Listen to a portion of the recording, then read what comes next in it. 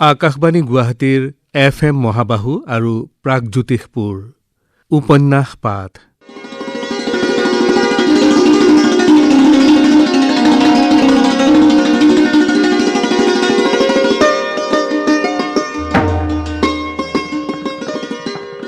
এই অনুষ্ঠানত প্ৰচাৰ কৰা হৈছে মনালিছা শইকীয়া ৰচিত উপন্যাস নাৰ্চিছাছৰ চহৰ। পাঠ আগবঢ়াইছে চন্দ্ৰিমা শৰ্মাই। প্ৰযোজনা তপন দত্তৰ। আজি এয়া ধাৰাবাহিক পাঠৰ চতুৰ্দশ খণ্ড।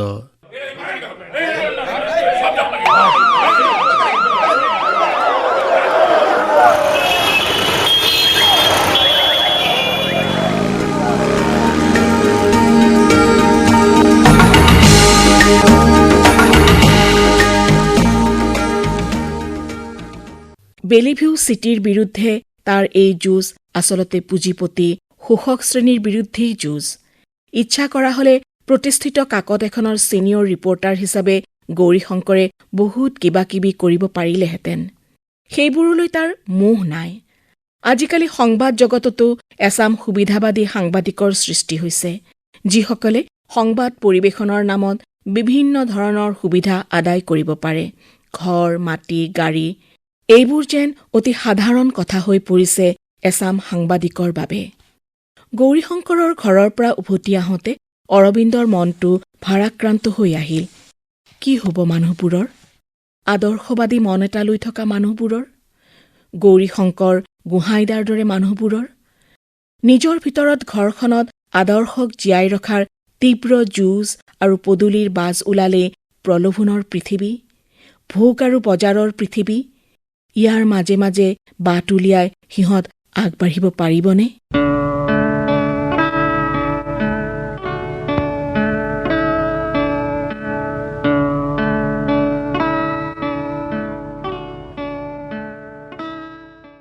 চহৰখনত উৎসৱমুখৰ পৰিৱেশ। বিভিন্ন ৰংচঙীয়া তোৰণবোৰে চকু চাট মাৰি ধৰে। পূজা মণ্ডপবোৰ সাজু হৈ উঠিছে। বজাৰত মানুহৰ ভিৰ।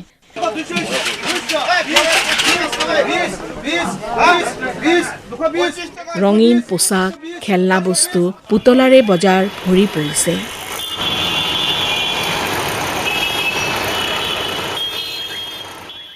উৎসৱৰ এই দিনকেইটাত চহৰখন ষোড়শী যুৱতীৰ দৰে হৈ পৰে, চঞ্চলা, চপলা, সাজ সজ্জা কৰি ভালপোৱা যুৱতী। এই চকমকনিৰ মাজেৰে গৌৰীশংকৰৰ মটৰ চাইকেলৰ পিছত বহি আহি থাকোঁতে অৰবিন্দো পুলকিত হৈ উঠে। তাৰ জ্যোৎস্নালৈ মনত পৰে। পূজাৰ কেইদিন গুৱাহাটীতে তাইক থকাৰ কথা কৈছিল সি। তাইৰ আগ্ৰহ নাই। ইমান হাই-উৰুমি হুলস্থুল ভাল নালাগে। তাতোকৈ সিহঁতৰ তিনিআলিৰ পূজাখনেই ভাল। ভক্তিভাৱেৰে পূজা অৰ্চনা কৰি এঠাইত বহি থাকিব পাৰি। খুৰমা আৰু গৰম গৰম জিলেপি খাব পাৰি। সেয়ে তাই ঘৰলৈ যোৱাৰ কথা ক'লে। মটৰ চাইকেলখন অফিচৰ পাৰ্কিঙত ৰাখি মূৰৰ হেলমেটটো খুলি গৌৰীশংকৰে সোধে, বিয়া বাৰু কৰাই লৈ এইদৰে পটকে চাকৰিটো এৰি দিলে অসুবিধা নহ'বনে? কথাটো অৰবিন্দই ভাবিছিল, কিন্তু তাৰ অৱস্থাটো বুজি জ্যোৎস্নাই ক'লে এৰি দিবলৈ। তাইৰ বিশ্বাস অৰবিন্দই ক'ৰবাত কাম এটা যোগাৰ কৰি ল'ব পাৰিব। সেয়ে গৌৰীশংকৰক উত্তৰটো দিবলৈ সি ভাবিবলগীয়া নহ'ল। কিছু হ'ব, কিন্তু জ্যোৎস্নাই মোক ছাপোৰ্ট কৰিছে। সেইদৰে মানসিক অশান্তি এটালৈ চাকৰি কৰি থকাটো সম্ভৱো নহয়। গৌৰীশংকৰে অৰবিন্দৰ কথাষাৰ মন দি শুনিলে। হঠাৎ তাৰ পকেটত থকা মোবাইলটো বাজি উঠিল। গৌৰীশংকৰে মোবাইলটো উলিয়াই নাম্বাৰটো চালে। জাংফাও বড়োৰ ফোন। সি লগাই দিছে উন্নয়ন সমিতিৰ ছেক্ৰেটেৰী বৈকুণ্ঠ দাস নামৰ মানুহজনক।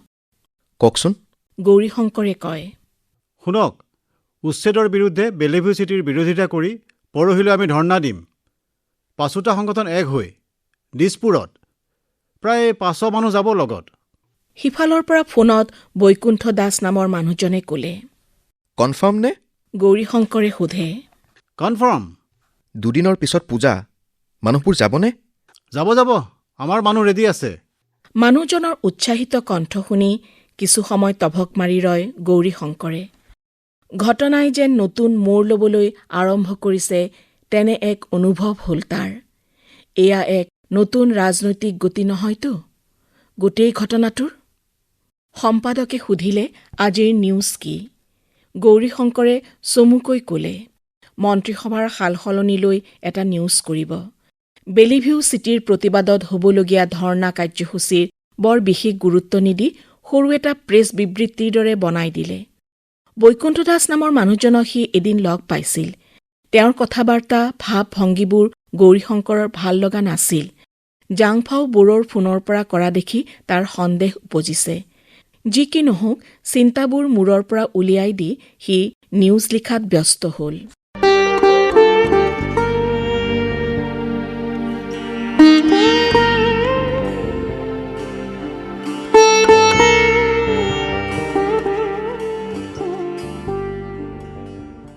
অৰবিন্দই চাকৰি এৰিব।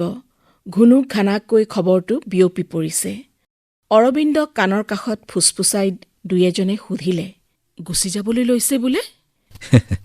গম পাব। কিন্তু অৰবিন্দ কিছু আচৰিত হ'ল যেতিয়া তাক বছে মাতি পঠিয়ালে তেওঁৰ চেম্বাৰলৈ। মানুহজন বহি আছে, চকুত ডাঠ ফ্ৰেমৰ চছমা। অৰবিন্দ সোমাই যোৱাৰ লগে লগে ক'লে, আহা অৰবিন্দ। সি সুধিলে, আপুনি মাতি পঠিয়াইছিল? চছমাযোৰৰ ওপৰেৰে তেওঁ চাই পঠিয়ালে অৰবিন্দলৈ। সামান্য হহাৰ দৰে কৰি তেওঁ টেবুলত থকা আলোচনী এখনৰ পাত লুটিয়াবলৈ ধৰিলে। আমাক বেয়া পাই যাবলৈ ওলাইছে বুলি শুনিছোঁ। কাকতখনৰ মালিকজনৰ মুখত এনে এটা প্ৰশ্ন শুনি আচৰিত হ'ল অৰবিন্দ। ঠিক বেয়া পাই নহয়, আচলতে এইকেইটা দৰমহাৰে মোৰ কিছু অসুবিধা হৈছে সংসাৰখন চলাবলৈ। আন কথা একো নাই, অৰ্থনৈতিক সংকটৰ বাবেহে। চোৱা, 2 বছৰৰ বাবে কিন্তু দৰমহা বঢ়াব নোৱাৰোঁ। চাৰ্কুলেশ্যন কমিছে, এডভাৰটাইজমেণ্ট একেবাৰেই অহা নাই। এই 2 বছৰ থাকা, অলপ ধৈৰ্য ধৰা। তোমালোক পুৰণি মানুহ, তোমালোকে নুবুজিলে কোনে বুজিব? বছৰ কথা শুনি আচৰিত হ'ল অৰবিন্দ। এইজন একেজন মানুহেই নে যি সিদিনা গালি গালাজ কৰি কথা কৈছিল? অথচ আজি জ্যেষ্ঠ ভাতৃৰ দৰে মৰমৰ ব্যৱহাৰ। সি একো মাত মাতিব নোৱাৰিলে। এই মানুহজনৰ পৰিশ্ৰম আৰু একাণপতীয়াকৈ লাগি থকা স্বভাৱটোৰ কথা সি জানে। সি ভাবিছিল গালি সপনি পাৰি তাক অপমান কৰিব তেওঁ। কিন্তু সি ভবাৰ সম্পূৰ্ণ বিপৰীত ব্যৱহাৰ। তেওঁ তাক পুনৰ কৈছিল, তুমি মোৰ নিজৰ ভাইৰ দৰে। মোৰ উত্থান পতন তোমালোক কেইজনমানে দেখিছা। বিপদৰ সময়ত মোক সহযোগ কৰিছা। এনেকৈ হঠাৎ গুচি গ'লে মোৰ বেয়া লাগিব। আৰু তোমাৰ যদি টকাৰ দৰকাৰ হৈছে, তুমি এডভান্স লৈ লোৱা। নাই নাই, সেইটো কথা নহয়। আপুনি তেনেকৈ নাভাবিব পূৰ্বদা। আৱেগিক হৈ উঠে অৰবিন্দ। কথাটো মিছা নহয়। ইউনিভাৰ্চিটি পঢ়া শেষ কৰিয়েই এই চাকৰিটোত সোমাইছিল। সি লেখা পঢ়া কৰা ল'ৰা বুলি বিশেষ নাভাবি তাক চাকৰিত ৰাখিছিল। ইয়াত থাকিয়েই যোৱা 10 বছৰে কাম শিকিছে, সাংবাদিকতা শিকিছে। কেনেকৈ পাহৰিব সি এইবোৰ কথা? কথাখিনি অৰবিন্দই গোহাঁইদা গৌৰীশংকৰক জনালে। সি এই চাকৰিটো সদ্যহতে এৰি নাযায়। কাৰণ হিচাপে সি ক'লে, নতুন এঠাইত এডজাষ্ট কৰোঁতে তাৰ কিছু সমস্যা হ'ব। জ্যোৎস্নায়ো একো নক'লে। মনে মনে তাই সুখী হ'ল। কিছুদিনৰ ছুটী লৈ অৰবিন্দ আৰু জ্যোৎস্না গাঁৱলৈ বুলি ওলাল। সৰু সুৰা বজাৰ কৰি জ্যোৎস্নাই বেগ এটা ভৰ্তি কৰি লৈছে। সিহঁত যাবলৈ ওলোৱাৰ দিনাই ঘৰৰ মালিকৰ জী-জোঁৱাই নাতি বিদেশৰ পৰা আহি পাইছেহি। ঘৰখনৰ ব্যস্ততা আৰু হাই-উৰুমিৰ মাজত মালিকনীক মাতষাৰ দি সিহঁত ওলাই আহিল। অনবৰতে মুখমণ্ডলত লাগি থকা বিষাদৰ ঘন কলীয়া ডাৱৰৰ পৰিৱৰ্তে তেওঁৰ মুখত এচমকা ৰ'দ জলমলাই আছিল। জীয়েক নাতিয়েকহঁতক পাই মানুহগৰাকী উৎফুল্ল। ওচৰতে থকা জীয়েকক ক'লে, এয়া অৰবিন্দ আৰু জ্যোৎস্না, তোক যে কৈছিলোঁ, এতিয়া ইহঁতেই মোৰ ৰখীয়া। বুলি মানুহজনীয়ে ঠেকঠেকাই হাঁহিলে। জীয়েকে থেংক ইউ বুলি ক'লে। বহু বছৰ বাহিৰত থকাৰ বাবেই চাগে জীয়েকৰ সমগ্ৰতাত বিদেশী নাৰী এগৰাকীৰ আওভাওহে দেখা পোৱা গ'ল। সিহঁতক ৰাতি বাছত উঠাবলৈ আহিল গৌৰীশংকৰ আৰু মালা। গৌৰীশংকৰৰ গাড়ীখনতে বয়-বস্তুসহ সিহঁত উঠিল। অৰবিন্দই সুধিলে, ধৰ্ণাটো হ'বনে? মই আজি যামহে, এতিয়াও একো গম পোৱা নাই। গৌৰীশংকৰে ক'লে, অৰবিন্দ, সাৱধানে কৰিবা কামবোৰ, অকলে নাযাবা। অনুজ ভাতৃক মৰমেৰে কোৱাৰ দৰে শুনা গ'ল কথাষাৰ। সিহঁতক বাছত উঠাই গৌৰীশংকৰে মালাক থবলৈ বুলি খাৰঘুলিলৈ বুলি ওলাল। মই বাছতে যাব পাৰিম গৌৰীদা। মালাই ক'লে। নালাগে, সন্ধিয়া হ'ল, মই থৈ আহিম। পল্টন বজাৰৰ পৰা কাছাৰী হৈ সিহঁতে উজান বজাৰৰ নদীপাৰৰ ৰাস্তাটোৰে আগবাঢ়িল। বাহিৰত সামান্য কুঁৱলীৰ বেশ, যেন বাৰিষাৰ প্ৰলয়ংকৰী উন্মাদ নাৰী এগৰাকীৰ দৰে নৈখনৰ সলনি পাতল উৰণিৰে সলাজ এক নাৰীহে এই নদী, শান্ত ধীৰ।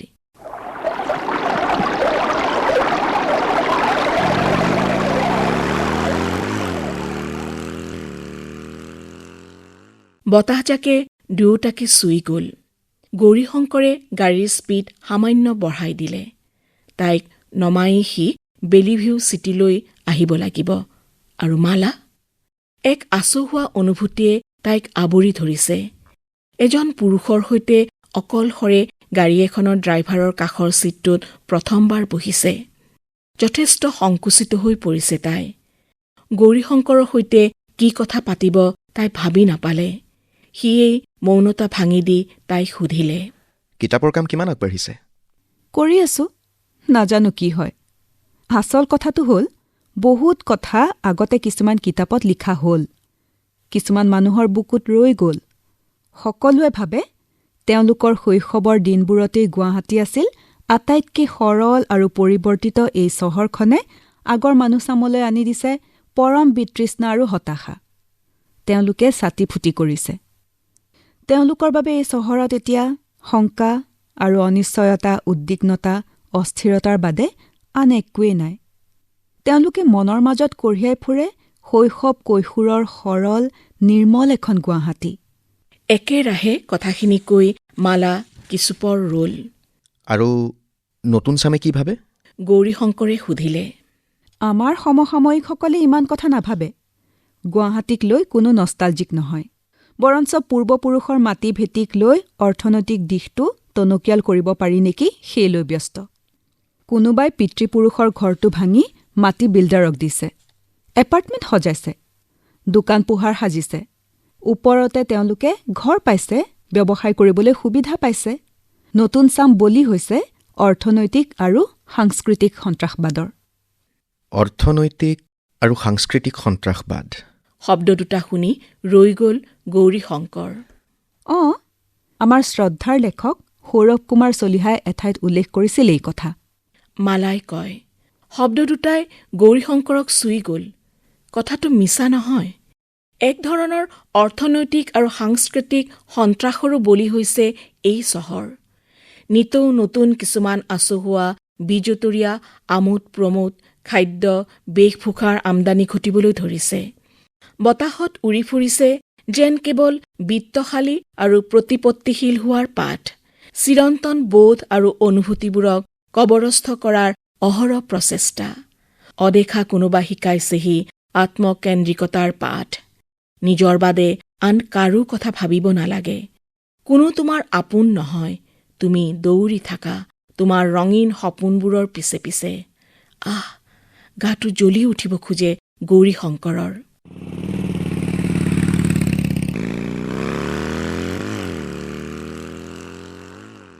খাৰঘুলিৰ পথটোৰে গাড়ী আগুৱাই গৈ থাকে। ষ্ট্ৰীট লাইটবোৰ আছে যদিও জ্বলা নাই। বাটটো ওখৰা মোখৰা। কেইবাগৰাকীও লেখক শিল্পীৰ বাসস্থান আছে এই অঞ্চলত।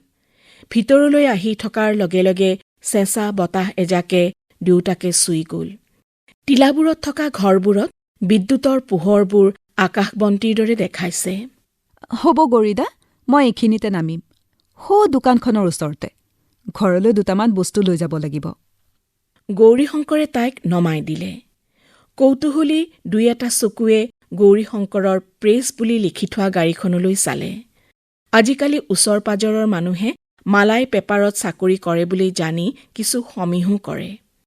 দোকানত সোমাবলৈ লোৱাৰ আগমুহূৰ্তত তাইৰ কাষেৰে অটো এখন পাৰ হৈ যোৱা দেখি উভতি চালে। ছাঁ পোহৰত অটোখনৰ বাহিৰলৈ মূৰটো উলিয়াই পুনৰ সোমাই যোৱা মুখখন দেখি তাই উচপ খাই উঠিল। ঠিক যেন সাৰংগৰ দৰে মুখখন। হয়, তাই নিশ্চিত সেইখন সাৰংগৰ মুখেই আছিল।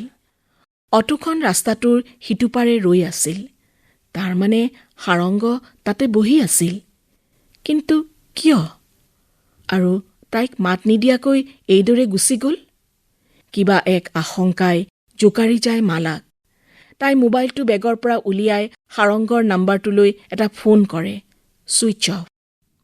ঘৰৰ বাবে গা ধোৱা চাবোন, টুথপেষ্ট, ডেটল আদিকে ধৰি কেইটামান বস্তু তাই কিনিলে। আজি লিখাৰ পইচা অলপ পাইছিল, তাৰেই তাই কিছু খৰচ কৰিলে। মূল পথৰ পৰা সামান্য ওপৰলৈ খোজ কাঢ়িব লাগে। তাই দেখিলে টৰ্চ এটা লৈ দেউতাক আগবাঢ়ি আহিছে। এই সিহঁত গ'লনে? মালাই বুজিলে দেউতাকে জ্যোৎস্না আৰু অৰবিন্দৰ কথা সুধিলে। নেদেখাকৈয়ে তেওঁলোকৰ প্ৰতি এক ধাৰণা কৰি ল'ব পৰা হৈছে মালাৰ ঘৰখনে। পূজাৰ পিছত দুয়োকে এবাৰ লৈ অহাৰ কথাও কৈছে তাই। হাত মুখ ধুই কাপোৰ সলাই মালাই মাকে আনি দিয়া চাহকাপ খালে। এক মুহূৰ্তৰ বাবে তাইলৈ চাই মাকে সুধিলে, দেৰি কৰিলি? অৰবিন্দ দাহঁতক বাছত উঠাবলৈ গ'লো যে। এতিয়া কিহত আহিলি? অটত? নহয়, অফিচৰ এজনে নমাই থৈ গ'ল। ঘৰলৈ মাতিব লাগিছিল আকৌ। আহিব কেতিয়াবা, আজি তেওঁৰ লৰালৰি। চাহৰ কাপটো লৈ আহি মালা টিভিৰ সন্মুখত বহিল। দেউতাকে বাতৰি চাই আছে। সাম্প্ৰতিক সমস্যাসমূহক লৈ উদ্বিগ্ন হৈ থাকে দেউতাক। ৰাজনৈতিক পৰিৱৰ্তন, সমাজত বাঢ়ি অহা অপৰাধসমূহ, নেতৃস্থানীয় ব্যক্তিৰ ভণ্ডামি, বিভিন্ন দল সংগঠনৰ স্বাৰ্থপৰতা, এইবোৰ কথা ভাবি সচকিত হৈ উঠে। এটা চেনেলত দিয়া নিউজটো আকৌ এই আনটো চেনেলৰ নিউজ ৰিডাৰে মিছা বুলি কয়। আচলতে সঁচা কোনটো? স্বগত উক্তিৰ দৰে কৈ উঠে তেওঁ। সঁচা বুলিবলৈ এতিয়া একোৱেই নাই দেউতা। আজি যদি কিবা এটা সঁচা যেন লাগিছে, কাইলৈ সেয়া মিছাও হ'ব পাৰে। টিভিৰ পৰ্দাত চকু থৈ মালাই ক'লে। টিভিত দি থকা নিউজটোত তাইৰ মন নবহিল। সাৰংগপানীৰ মুখখনহে মনলৈ আহিল। তাই স্পষ্ট দেখিছিল সেইখন মুখ। কলৈ আহিছিল সি? তাইক লগ পাবলৈ? যদি আহিছিল তেন্তে লগ নধৰাকৈ কিয় গুচি গ'ল? গৌৰীশংকৰক দেখি? মুহূৰ্তৰ বাবে কিবা এক আশংকাত কঁপি উঠে তাই, আৰু ফোনটো অফ কৰি থৈছে। আগৰবাৰ তাৰ কবিতাৰ কিতাপখন দিবলৈ আহোঁতে যথেষ্ট ধীৰ স্থিৰ হৈ আছিল সি। না, এইবোৰ ভাবি থাকিলে তাইৰ মূৰটোহে গৰম হ'ব। কিতাপ এখন মেলি ল'লে তাই। ভাল লগা এখন কিতাপ, ষ্টৰী অৱ ফিলছফি, দৰ্শনৰ কাহিনী। জীৱনক নতুনকৈ গঢ় দিবলৈ, বুজি উঠিবলৈ যে দৰ্শনৰ গুৰুত্ব আছে, সেই কথা তাই অনুভৱ কৰে। কিছু কথা তাই ডায়েৰীত লিখি ৰাখে, ভাল লগা। আজিও তাই লিখিলে, পৃথিৱীত সকলোতকৈ আচৰিত কথা হ'ল মানুহ বিশ্ববিজয়ী নহয়, বৰং আত্মজয়ীহে। কথাষাৰ লিখি উঠি তাই এক মুহূৰ্তৰ বাবে ভাবিলে, সঁচা, নিজৰ সৈতে আচলতে আটাইতকৈ ভয়ংকৰ যুদ্ধখন চলি থাকে। তাইৰ ভিতৰতো এখন যুদ্ধ চলিছে। নাৰ্চিছাছৰ চহৰ।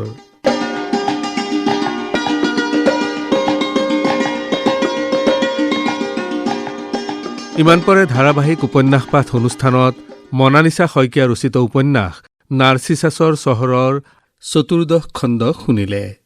পাঠ আগবঢ়ালে চন্দ্ৰিমা শৰ্মাই।